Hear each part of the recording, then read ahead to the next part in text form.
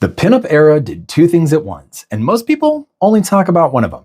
I'm Thomas, I'm a boudoir photographer here in Denver, and this is how men got started in boudoir photography. A little bit of history therein. By the 1940s, the United States is at war, and everyone is doing their part. Factory workers, nurses, soldiers, and yes, photographers and illustrators. Their contribution?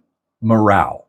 9 million copies of pinup magazines were distributed to soldiers overseas. Images were pinned to barracks walls, painted on the noses of bombers, and carried in wallets across oceans and into war zones.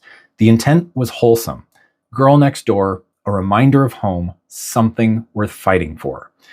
But there was something else behind it as well. Germany, at the time, was a little rigid and controlled and joyless, we'll say. The celebration of femininity, bold, free, and unapologetic, was the opposite of everything that regime stood for. Painting a woman on the nose of a bomber wasn't just morale. It was a statement. This is what we're fighting for, and this is what you are not. Men like Alberto Vargas and Gil Elvgren were producing iconic illustrations for Esquire magazine. Vargas alone produced 180 between 1940 and 1946. Photographers like Irving Klaw and Tom Kelly were shooting real women at a pace and scale that never existed before. And it worked. It genuinely worked. Morale stayed high and the war was won. But there was an unintended consequence that nobody planned for.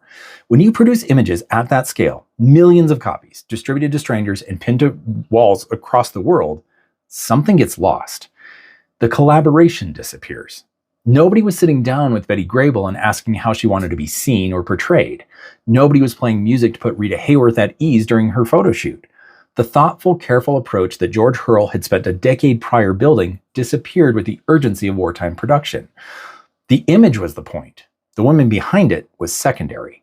That template, men producing women's images at scale for a male audience without collaborative model, that outlasted the war.